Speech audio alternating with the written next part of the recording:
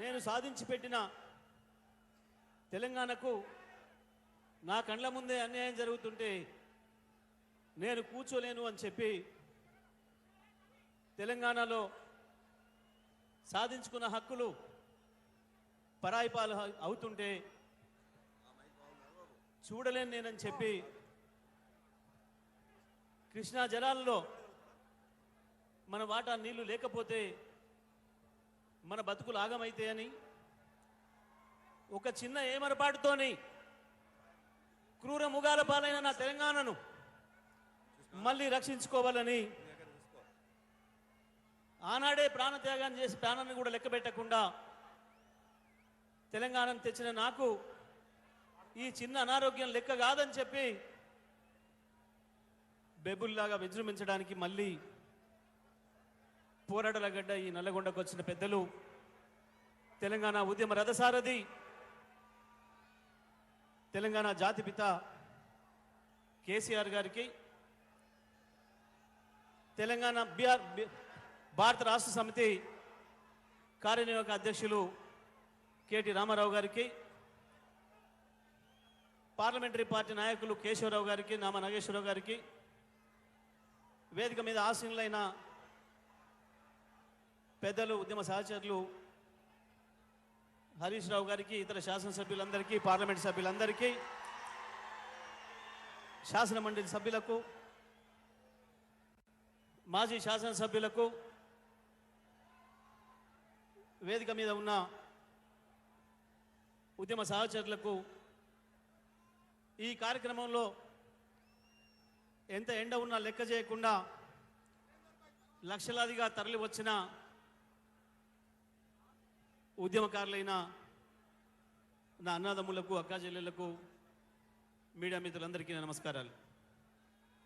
ఏం జరుగుతుంది మళ్ళీ ఇవాళ? ఎందుకు వచ్చింది మనకి సమస్య? మళ్ళీ మండు టెండర్లు లెక్క పెట్టకుండా మరొక ఉద్యమానికి ఎందుకు శ్రీకారం చుట్టాల్సి వచ్చింది అన్న విషయాన్ని అన్నీ కూడా పెద్దలు కేసీఆర్ గారు వివరిస్తారు మనకు. దానికి ముందు ఒక మాట మనం మాట్లాడుకుందాం. ఈ మధ్యకాలంలో వాళ్ళకు మామూలు భాషలో చెప్తే అర్థం కాని మనుషులు అయినా వాళ్ళ భాష మనం ఉపయోగించవద్దు అని చెప్పి పెద్దలు కేసీఆర్ గారు చెప్తారు. కాబట్టి నేను వాళ్ళ ఆటవిక భాషకు పోవడం లేదు. కానీ కేసీఆర్ వచ్చి నల్లగొండకి ఏం చేసిండు అని చెప్పే విధవలకు నేను చెప్పే సమాధానం, మీరు పెంచి పోషించిపోయిన కరువును, మీరు పెంచిపోయిన ఆత్మహత్యలను, ఆకలి చావుల్ని కేవలం 6 ఏళ్లలోనే నిషేధించిండు కేసీఆర్. 50 సంవత్సరాలు మీరు పెంచి పోషించి 2.5 లక్షల మందిని బలి తీసుకున్న ఫ్లోరోసిస్ మహమ్మారిని 6 ఏళ్లలోనే తరిమి కొట్టిండు కేసీఆర్. తెలంగాణ వచ్చే నాటికి కేవలం 3 లక్షల టన్నుల వరి ధాన్యాన్ని అందించిన ఈ నల్గొండ జిల్లాను 4 ఏళ్లలోనే 40 లక్షల టన్నుల వరి ధాన్యాన్ని పండించే స్థితికి తీసుకొచ్చిండు కేసీఆర్.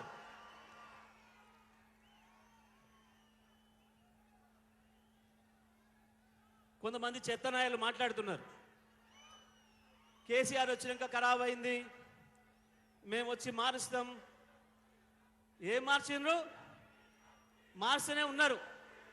కేసీఆర్ ఇచ్చిన 24 గంటల కరెంటు మాయం చేస్తున్నారు.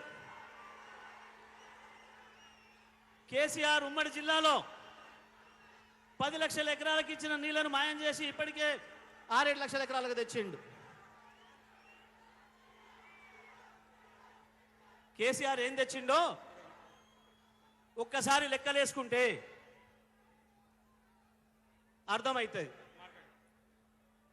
చూడాలనుంటే కనబడుతుంది, వినాలనుంటే వినబడుతుంది.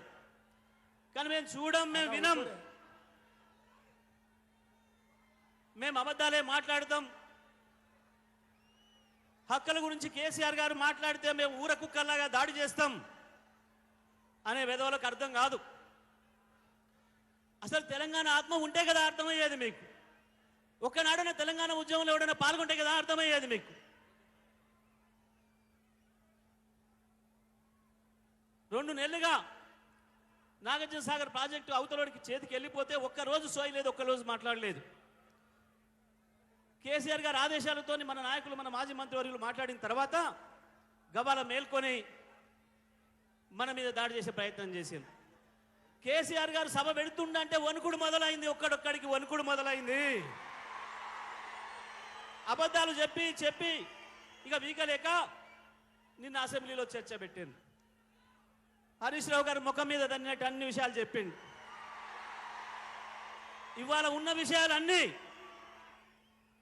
గత 60 ఏళ్ళు ఏం జరిగింది, ఈ 10 ఏళ్లలో ఏం చేసిన అనే విషయాలు అన్నిటిని చెప్తూ రేపటి మన కర్తవ్యాన్ని బోధించడానికి వచ్చిన పెద్దలు, మన అధ్యక్షులు, మన రథసారథి కేసీఆర్ గారిని మాట్లాడాల్సిందిగా విజ్ఞప్తి చేస్తా ఉన్నా.